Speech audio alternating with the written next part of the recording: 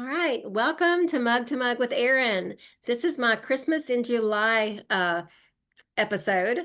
I've been doing a low-key Christmas in July promoting my devotional book in unexpected ways, Christmas in everyday life.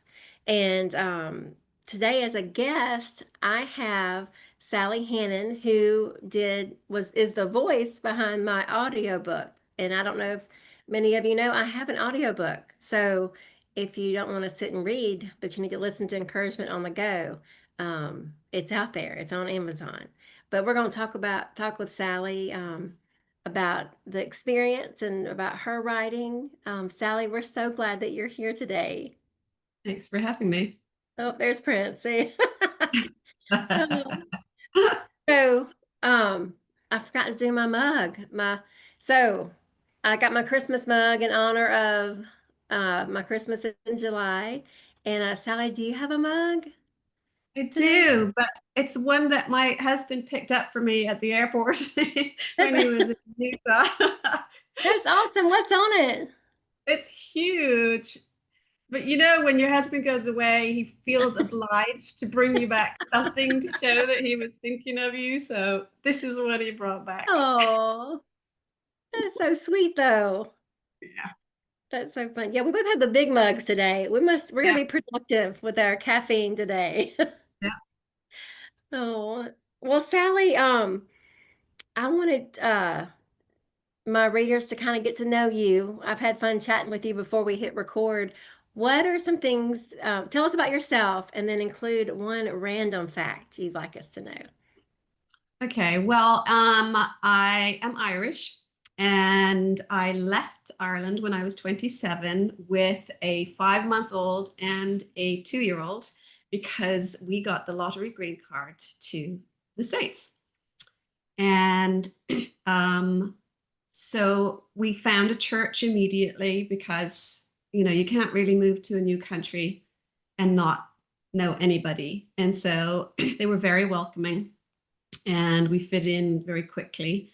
And I was able to be a stay-at-home mom for a long time. I was able to homeschool my kids up until, well, for my youngest, he went to a charter school when he was 13 um, because it just wasn't working.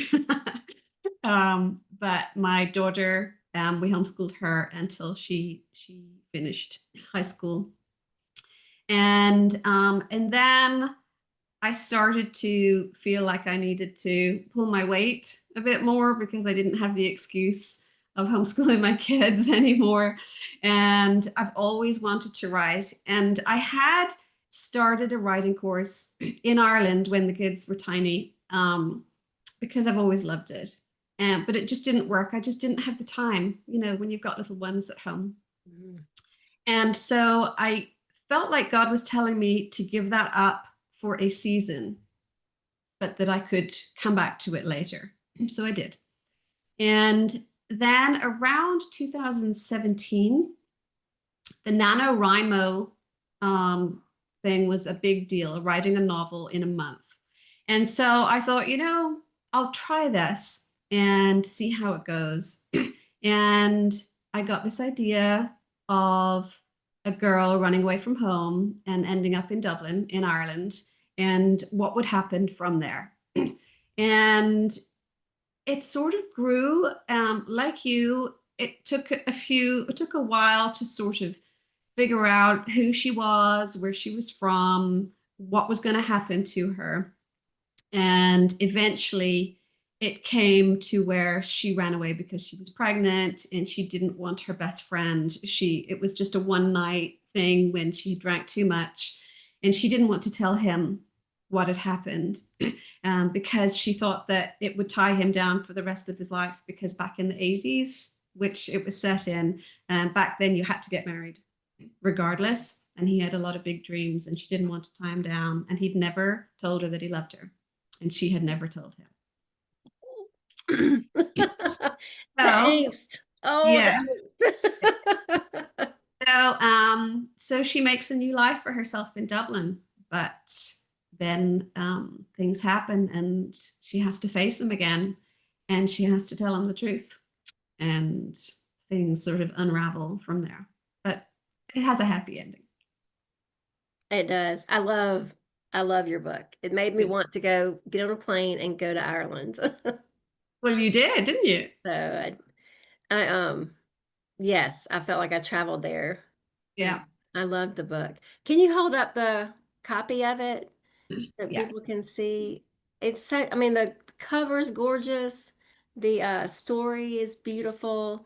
And you took some turns in your story that I was not expecting, which I love. Well, I will say that the first version had a very, very different ending. Really? Yes. Somebody died in the first version. Oh my goodness. Okay. Yeah. Yeah. Um, and I sent it. I love developmental editors because they're top of their game at figuring out how a story needs to go from beginning to end and what are the key points in it that need to happen. And I said to the third developmental editor when I thought it was good, but I knew there was still just something still wrong with it. I said, "What is wrong?" And he told me. And instantly I was like, yes, yes, Wow. this is what's wrong. This is what needs to happen. And it just made the whole book really good. And so I sent that final version to my beta readers who are God's gift. And they finally didn't have anything bad to say about it. No feedback at all. They said, yeah, this is the one. Oh wow. So I knew it was ready. And That's that was amazing. really, yeah, a really good feeling. Finally. Yes. So Yeah. then I self-published, but I knew I had to put a lot of work into having people know that it existed. And so I got a review from Indie Reader, and then I put it where a lot of librarians look for books for Oh. it to stock, and a lot of booksellers also look at new books before they're published. And I got some beautiful reviews from there. And then I was able to use them to get pre-orders, and it all worked out really well. And I think to date, looking on Amazon, it has 639 reviews and ratings, Oh wow, which that's amazing. it is, and I'm still surprised every time I look at it. Um, so, so yeah, it turned out really, really good. Well, it's a beautiful story. Thank you. It is. And I highly recommend it. If you need something to read and want to be whisked away to lovely Ireland, um, I would grab her book. My heart went walking. So fun. Well, Sally and I met um, because I was wading through the audiobook like auditions, the little clips of people's voices with Amazon. Is it ACX? Is, Yes. and so I knew I didn't want to do the audiobook, but I wanted a voice that was calm and lovely. And I had in mind I'd love a Irish accent. And I came across Sally's voice. So tell us a little bit about recording audiobooks. Like, how did you have you done other things, other audiobooks too? Well, I did my own. And my husband loves sound. He just is interested in all the details that go into it. And I sort of, it was sort of around the same time that I was thinking of doing my own book. And a lot of people had said to me that I should narrate books. So our sound studio, our sound studio is a closet. That works. And yeah. And so what he did was he put towels on the floor to absorb any sound on the floor. And we had closet shelves. And then he put sponge under the laptop and sponge around it and sponge above it to absorb the sound there. And then he had a mic that we bought that was really highly reviewed. So I had that sort of balanced up the side. And then he put a blanket over my head So that I was completely surrounded by this sound absorbing setup. And even then, you can go and you can record a paragraph, and there might be something happens like a loud truck would go by Mm. outside the house. And there was a huge bedroom and a yard between this closet and the road. But he could still hear that truck go by, and he would have me do it again. So I would read that paragraph again, and the background noise would be completely different to the background noise in the rest of the chapter. So I was able to swap out certain words to pronounce them properly, because sometimes I might skip a word or I might pronounce it wrong.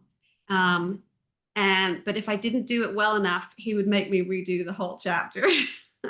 Wow. Yeah, just to have the same background noise for the whole thing. So it was quite the experience. Um, but it was nice to play it back and hear how things sounded. I did do one other book for an author. I don't really do many. And hers was a fae story.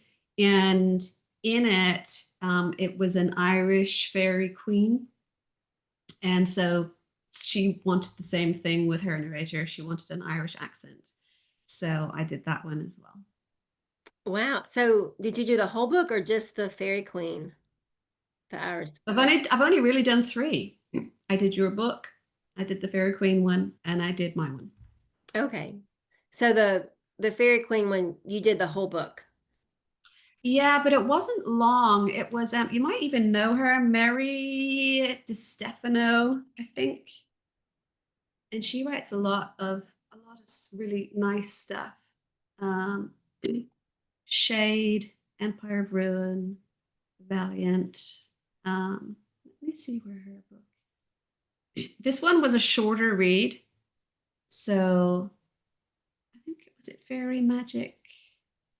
I don't know, but anyway, the cover of it has her with two wolves, and Oh, I think in the story her two children are turned into wolves, and she has to try and get them back or something.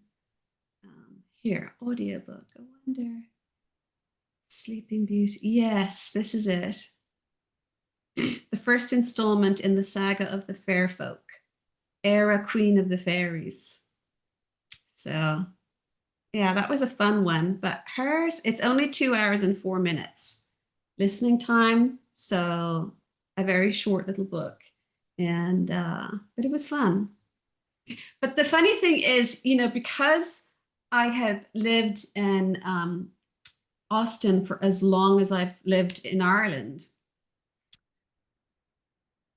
I have to slightly change my accent in the States, so that Americans don't ask me to repeat things.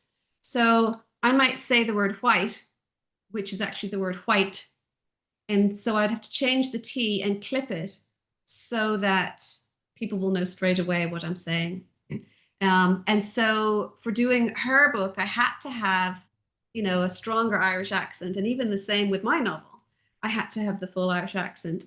And so I would have to go and listen to Irish radio oh, interesting. for maybe like 30 minutes and just remind myself of how, it should sound, because it's a lot of years and you forget. But you get back on the phone with family. I've got 5 brothers and sisters. You get back on the phone with them, and straight away your Irish accent is back. Funny. Yeah. So it's a strange thing having to remember how, um, but yeah, it's just 3 books, and one person's insurance ad. Well, hey, Yeah. that's a lot of different experiences. Yeah. I think if I do any other books, I will hire a professional studio and just do the whole thing in a weekend. Mhm. Because even a long novel is maybe 8, 9 hours. So you could easily break that up over a weekend, and the background will stay the same. There'll be no big trucks going by. I don't have to have a rug over my head. Right? Oh my goodness. Did your husband take pictures No, of I your should have stuff? asked him to. That would have been fun. Yeah. Oh, yeah, I was picturing, I was not picturing sponge and towels being used when I pictured you in your studio. Yeah. But we do what we have to do. We do. And it was Texas, like there was no AC unit in that closet. So it got Oh pretty my, hot wrapped up in a blanket. yes. Oh my goodness. Oh, well, my book came out in 2020 or 2021. So it's been a Okay. few years, but do you remember any parts of my book that maybe stood out to you as you read it? Um, I just remember thinking that it was very encouraging and and left a very peaceful feeling for Okay. people. Like you're very pastoral and nurturing. And yeah, I think that was the main thing that I felt. Because even now, I do a lot of editing of people's books, and there's one sentence that has always been true, and that's that the spirit of the author always shines through. Ooh, I like And that. so, any book you read, any Christian book you read, even any other type genre of book you read, you're going to get a sense of the author's spirit from that. And it's the same with any painting.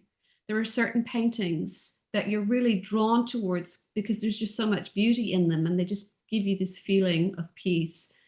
Um, and so that really matters. Um, I think even for people who don't feel like they can write, um, it doesn't necessarily matter so much because good editing can fix that. Or you can work with a ghostwriter, or you can work with a co-writer. So you could write. I mean, there are a lot of authors even today. What's his name? Patterson. He just gives writers the bones of a story, and they go ahead and write it for him. Oh, wow. And so So you don't necessarily have to do all the writing yourself. You can write out the basic story. And it's the same thing with a lot of people's memoirs or teaching books, anything. You can have another author come in and just fluff it up, make it pretty, write better descriptions. Especially with fiction, you know yourself with the book you've been writing for a long time. You've learned over those last 10 years that the senses matter. And you Mhm. have your character going into a room and you always ask yourself, okay, what are they feeling? How are they showing that in their body? How are they feeling that in their body? What are the smells in the room? What are the sounds around the character? What are they touching? Is there something rough on their necklace? Is their hair humid? Have they just been out in the rain and now it's drying in a big frizz? Like you get to think about so much more as an author of fiction than of nonfiction, even. Um, so it's just so much fun. Uh, and even then, when you're narrating a book, you read the chapter before you narrate it, and you want to get the overall vibe of the chapter. You want to know what it is that the author is pushing for and what they want to leave the reader feeling. And so, yeah, every little thing matters, especially with some of the sad stuff, you know, even little stories that other people have told you. You want to be able to convey that in the way that you would want the reader to receive it. So you could have one person read a story and make it sound absolutely horrible, or you could have another person read the same story, but you're left with a feeling of hope. And so you have to consider all of that stuff when you're narrating. It's a lot of work, it sounds like. Yeah. Oh, well, I loved whenever you would send me the test or, send me the recording for me to approve or whatever, not approve or whatever. I loved it because you paused. You read it exactly like I would have read it. You paused in the same places. I just felt like Um, it wasn't my, it was better than my voice, but it was, like you said, the spirit of it, you Right. definitely captured. So thank you for doing such a great job with it. I've been so You're happy with welcome. it. Good. So, but well, tell us about your writing and what you're working on right now. So, my very first book I put together, it's just a book of short stories. And, when the Lord told me that I could come back to writing again, I think it was around 2008. And I joined a Christian writing group online. And back in that time, Facebook wasn't really a big thing. And it was really nice because people talked to each other without trolling, Right. without being horrible. And they were very supportive. And with this group, Faith Writers, they had a weekly challenge. And they still do this, actually. And so they would give you a theme. So maybe the theme was Christmas. And you could write up to 750 words. And it could be poetry, a short story, fiction, or nonfiction. And then we would all, they had, I think it was 4 people from the group would then judge that week. And in the meantime, while we were waiting for the results, we would all comment on each other's entries. And it was so supportive and so much fun. And it's not as good as it used to be because of, all the other social media channels now distracting us. But it was a really good way to learn for me how to write well, what Mhm. worked, what didn't work, what spoke to readers, and what didn't. And so I was able to work my way up from beginning to the master's level, which again was super encouraging for me because I think for any woman, no matter what you do, you're going to feel like an imposter sometimes. Hmm. Like what you do is not good enough. But the question is to who, it's really only just to yourself. I think I'm not good enough. But if you think about it a different way, you're you're good enough for you. God's designed you with your personality, your talents, your skills, your things that you've grown over time, your interests, and your approach to them. And there's nobody else who can write the way you do. So even if anybody else wants to copy exactly what you do, they can't because they'll only ever be second best. Mm, that's Because true. you're the only one who can do it your way. And over the years since that writing group, I took my favorite ones from that writers challenge and that was my first book. I put 30 of those into a book. And then I was part of a ministry school. And well, no, first of all, had been learning for years about inner healing, healing the heart with Christian prayer and listening prayer. And so I wrote a workbook about that because there are a lot of people who can't afford a counselor, but they could go through a workbook on their own. And so I wrote that workbook, and then I joined the School of Ministry and ended up teaching at it. And so then I did a workbook for that about how to flow better with God in your gifts and talents and let Him move through you with prayer and stuff. And then I did a life coach certification, and I wanted to help people figure out, who they wanted to be, their life purpose, what legacy they wanted to leave. So then I wrote a workbook to life coach yourself. So those 3 books sort of came out between 2013, 2018. And then that's around the time when I finished that third workbook is when I thought, I'd love to write some fiction. And that's when My Heart Went Walking happened. So that published in 2023. Is that what we said? 2022. And once that was finished, I didn't really know what I wanted to write next. And I saw an ad on Facebook of a publishing company looking for writers.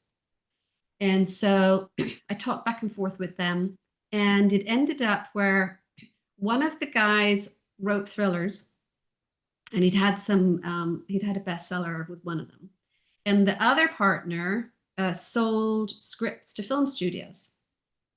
And so the idea behind their business was that they would come up with the plot, the whole story, all the beats of the story, and they would hire writers to write those novels. And then once those books were published, if any of them did well, they would write a movie script from that novel, and then they would sell that movie script to a film studio. So that has been a really, really good experience. I've learned so much about writing fiction. And it took like 2.5 years in the end. But what was lovely was that every time I would send them a new draft, they would give really good developmental feedback on what worked and what didn't work. And they were always right, you know, Yeah. always.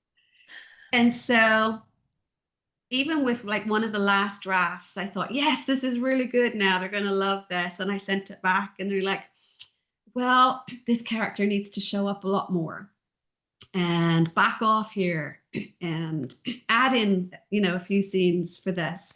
And so I did. And again, so much better. So nice. So that is with the copy editor right now. And she will do the full copy edit in September.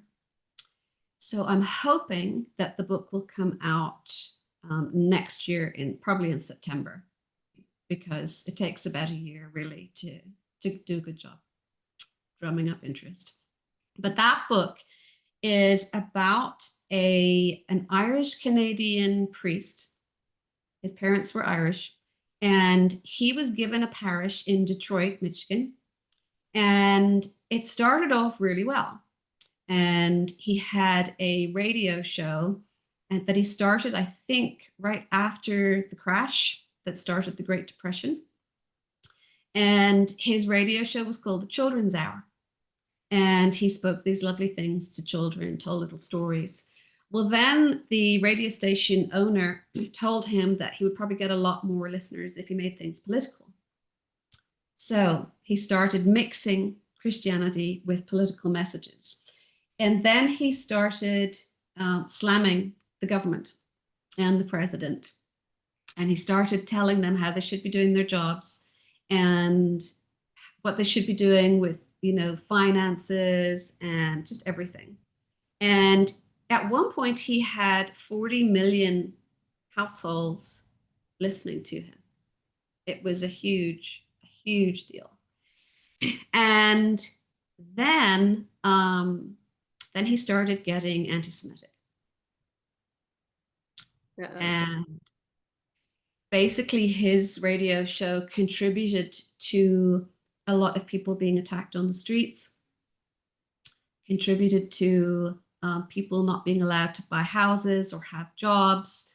There was just so much hatred stirred up by him towards Jewish people.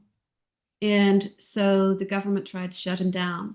And so the story is complete fiction, not about him and his radio show, but about the other characters involved in trying to bring him down. And so the main character is this Irish girl who thinks he's just absolutely wonderful, sent from God, and she starts working for him. He has a whole basement of girls. At one point, I think there were like 600 girls answering letters and people sending him money for the show and for his ministry and stuff. And he was very good with the money, that wasn't a problem. But the more she started working for him, the more she started seeing things that really weren't that great. And then there's another guy comes in from the Department of Justice, a young guy who pretends to like her and starts dating her so that she will spy on the priest and give information. So it's a great story, and I hope it does really well.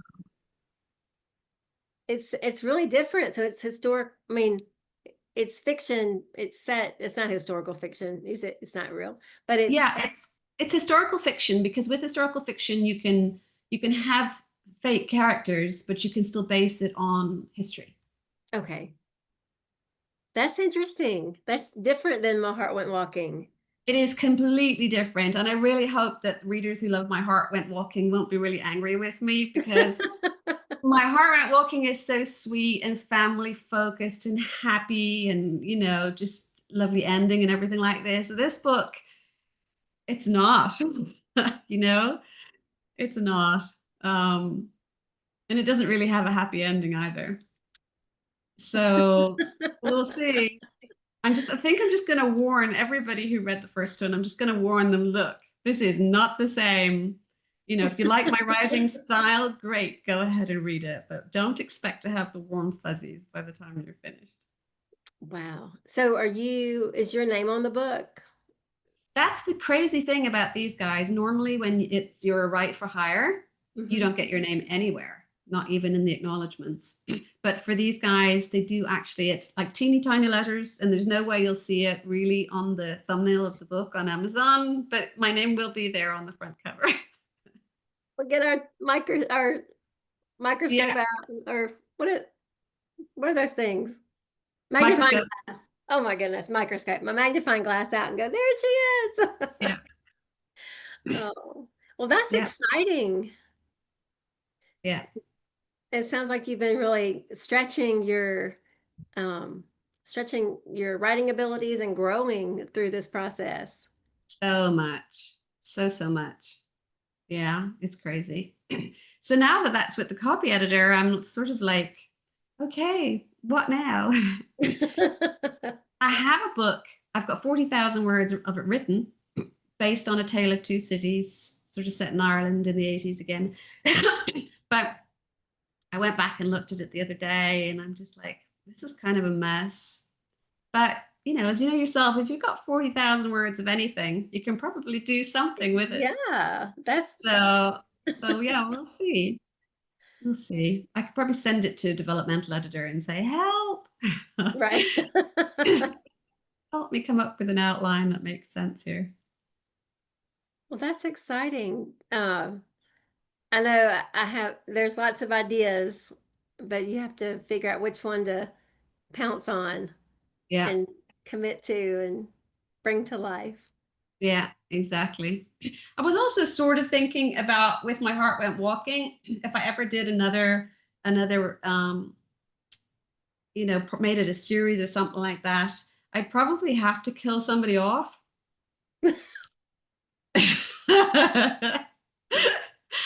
you know, because with most books that have a romance in them, it's either there were two men and she's trying to choose between them, or something happens. There's a horrible car crash, or oh, sorry, need to shut that down. Yeah, something horrible has to happen so that she's available again and so that she can fall in love again. And so I don't want to kill anybody off. Um, so we'll There's some see. side there's some side characters you could develop. Um, That's true. Yeah, because she did have that really good friend who she would talk to. And so, yeah, maybe I could do that instead. I'm not in favor of people dying in books when I get No, attached to them. no, no. Some Oh, authors do that all the time. Every single book they write, it's got somebody, some big love of their life, and they die in the middle of the book. And then the other half of the book is like them meeting somebody new. yes, I really kind of get mad at writers for doing that, getting me Yeah, all connected to a character and then go, okay, bye. yeah, yeah, exactly. So I get invested. I get way too Yeah, invested. yeah, absolutely. Oh. Well, Sally, where can people find you on social media or your website, if they want to follow what you're doing and get a copy of any of your books? So my book is on Barnes and Noble and Amazon. It's not on KDP, but the Audible book is on KDP. And um, where else? I also have it to where you can find it on other places like Google Books, and I think it's on Apple Books and Kobo, the ebook version. Okay. And all my other books are on Amazon as well, and I think on Barnes and Noble. And um, as far as social media goes, I am not a very good author on social media. So on my author page, I am on Facebook, and I think it's Sally Hanan Author on Facebook. And most of the time, I just post memes. I But will they're post. hilarious. They're so funny. uh, You pick really funny ones. yeah. Sometimes I will post little clips of things that I've been writing, or talk about, if I'm going to be at a book signing or, on a talk or something like that. But most of the time, I'll just post memes. So, and Instagram, I really do barely anything on Instagram, maybe like once every 4 months or something. I am on Threads. Um, But again, I don't really post anything interesting. And it seems like on Threads, you post anything about your book and you get completely ignored. So I'm looking at Book Talk, and maybe I'll make some little videos. I'll wait and see what happens with TikTok, see if it's going down. But Right. if it stays active, maybe I'll start looking into doing something there. Well, But what's the name of your next book? hate radio. Hate or Eight? Hate. Hate Radio. HATE. Yeah. Okay. Yeah. Okay. Well, at least people can follow you and find out when that's coming out Yeah. Yeah. too. Like I say, I think it'll probably be around September next year. Okay. Well, fine. Well, do you have a website? I do. Yeah, I think it's sallyhannon.com. Let's see. .com.